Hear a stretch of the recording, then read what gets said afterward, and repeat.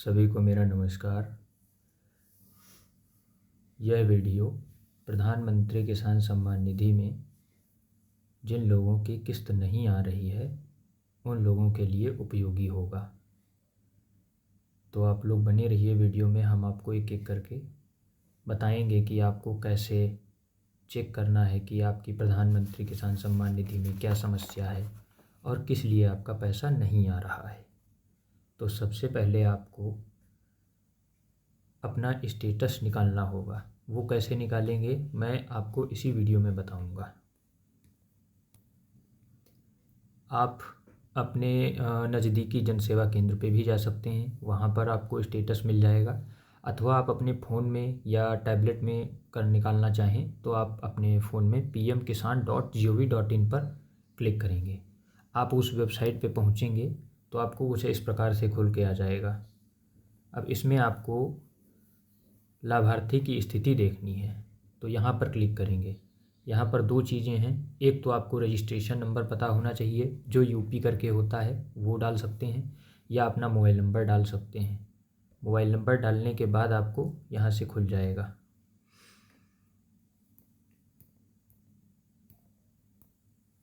कुछ इस प्रकार का फॉर्म खुल के आएगा जिसमें आपका यहाँ पे नाम दिया होगा, यहाँ पे फादर नेम होगा, कुछ लोगों में होगा कुछ लोगों में नहीं होगा। और आपका यहाँ पर ये जो रजिस्ट्रेशन नंबर दिया हुआ है इसको आप भविष्य के लिए नोट करके भी रख लें, क्योंकि इसी के द्वारा आपका स्टेटस हमेशा खुलेगा अगर आपको मोबाइल नंबर नहीं पता है तो उस स्थिति के लिए। अच्छा, उसके बाद आप अपने इस स्टेटस में आप तीन चीज़ें चेक करेंगे। सबसे पहले आपको चेक करना है कि आपका जो लैंड सीडिंग है वो यस है या नो है। अगर यहाँ पे यस है तो कोई प्रॉब्लम नहीं है, तो आपका पैसा आएगा। दूसरा आपको चेक करना है कि PFMS या बैंक स्टेटस, इसमें लिखा होगा farmer record has been rejected by. तो अगर रिजेक्टेड है तो उस दशा में भी आपका पैसा नहीं आएगा, तो उसके लिए जो प्रोसीजर है वो हम बताएंगे इसी में आगे। तीसरा आपको देखना है EKYC। EKYC आपका यहाँ पे डन होना चाहिए। अगर डन है तो फिर कोई समस्या नहीं है। जिन लोगों की तीनों चीज़ें सही हैं उन लोगों का पैसा आएगा। हो सकता है कि वो वाली किस्त जो लास्ट किस्त है वो लेट आए, लेकिन आती है, हमेशा आती है। अच्छा, अब सबसे पहले वो लोग ध्यान देंगे इसमें जिन लोगों का लैंड सीडिंग नो लिखा हुआ है उन लोगों को क्या करना है।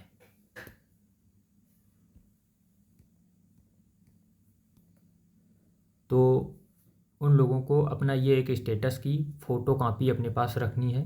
उसके अलावा आपको एक लैंड सीडिंग का फॉर्म लेना होगा। यहाँ पे जैसे भूमि सत्यापन लिखा होगा, हिंदी में कह सकते हो उसे भूमि सत्यापन, वो वाला फॉर्म लेना होगा। वो कुछ इस तरह का होगा। यह आपको आपके यहाँ लेखपाल के द्वारा पास मिल जाएगा। इसके अलावा आपके क्षेत्र के जो किसान सहायक हैं या प्राविधिक सहायक हैं या टेक्निकल असिस्टेंट या टीए जिनको बोलते हैं उनके पास मिल जाएगा, या फिर आप इसको ज़िले से भी प्राप्त कर सकते हैं। इसको प्राप्त करने के बाद आपको पूरे फॉर्म को फिल कर लेना है सावधानीपूर्वक। इसमें आपको PM किसान ID जो हमने अभी थोड़ी देर पहले बताया था कि रजिस्ट्रेशन नंबर नोट कर लें, वो यहाँ पे भरा जाएगा। यूपी करके जो होता है, सॉरी,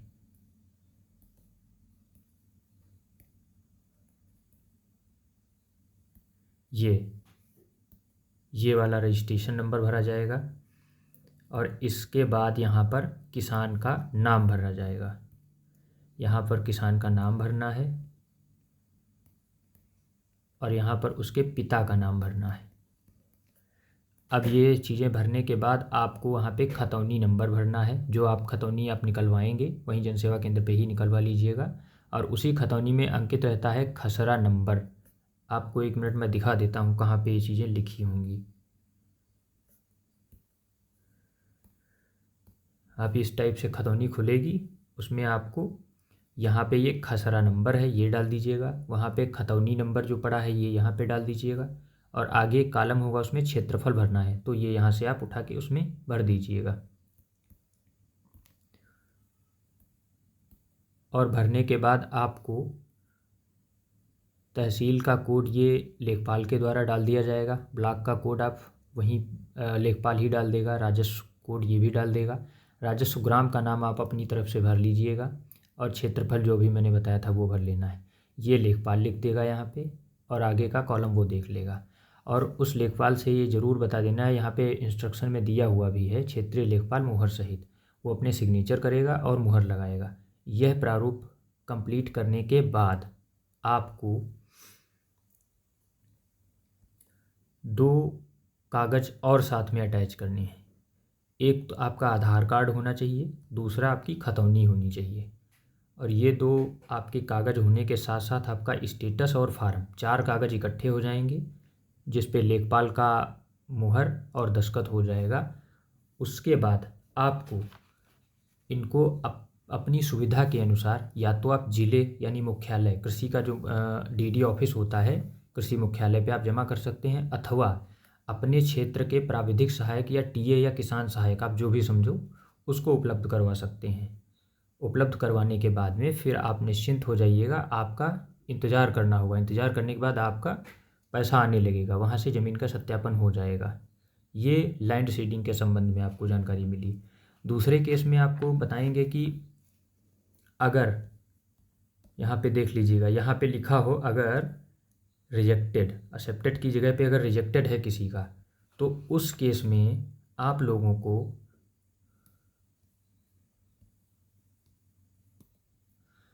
अपने बैंक में जाना है जहाँ आपने खाता खुलवा रखा है। उस बैंक में चले जाइए और वहाँ आप उस बैंक में जाकर के मैनेजर से या फिर वहाँ के क्लर्क से आप बोलेंगे कि हमें एनपीसीआई अपने खाते की करवानी है।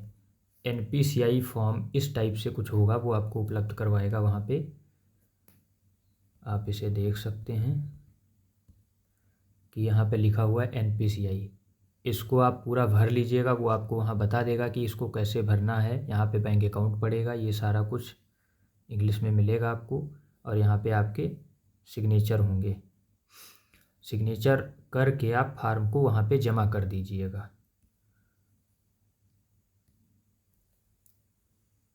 और फार्म जमा करने के बाद वो आपको बोलेगा कि इंतज़ार करना है, क्योंकि आपका एनपीसीआई और उसी के साथ डीबीटी अगर दोनों क्रियाएं हो जाएंगी तो यहाँ पर आपका अपने आप अपडेट हो जाएगा। जहाँ पर आपका लिखा हुआ है farmers record has been rejected, उस केस में आपका यहाँ पर एक्सेप्टेड हो जाएगा। जब एक्सेप्ट हो जाएगा फिर आपको इंतज़ार करना है और कहीं नहीं दौड़ना है। सिर्फ़ और सिर्फ इसका एक ही इलाज है, आपका बैंक में जा कर के एनपीसीआई और डीबीटी करवा लेना है।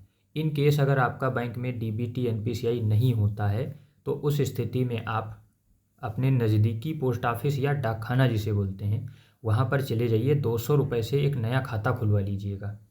और नया खाता खुलवाएंगे तो उसमें चारों चीज़ें हो जाएंगी। एक ई-केवाईसी होती है खाते की, बैंक वाली ई-केवाईसी अलग होती है, वो होनी है। उसके अलावा एनपीसीआई होगी और डीबीटी होगी, ये तीनों चीज़ें हो जाएंगी। उसके बाद पोर्टल अपने आप डाकखाने से आपका डेटा ले लेगा, क्योंकि उसमें आधार लगा होता है, आधार मोड। और फिर आपको इंतज़ार करना है। और उसके बाद नया खाता खुलवाने के बाद आपको किसी अधिकारी कर्मचारी से नहीं मिलना है, क्योंकि वो पोर्टल अपने आप ही वहाँ से उठा लेगा। और इस प्रकार आपका सारा समस्या का समाधान हो जाएगा। अच्छा, इन सब चीज़ों के अतिरिक्त अगर और आपकी कोई समस्या हो, कोई और चीज़ समझ में नहीं आ रही हो, तो आप कमेंट में ज़रूर बताएं, जिसका निदान आपको कमेंट बॉक्स में ही मिल जाएगा। धन्यवाद।